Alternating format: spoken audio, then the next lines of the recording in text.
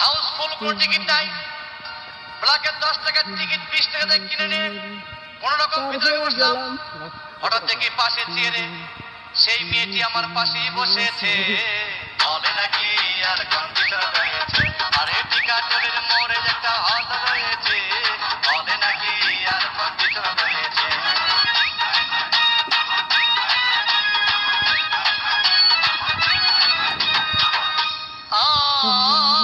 ভাই সিনেমা আরম্ভ হয়ে গেল।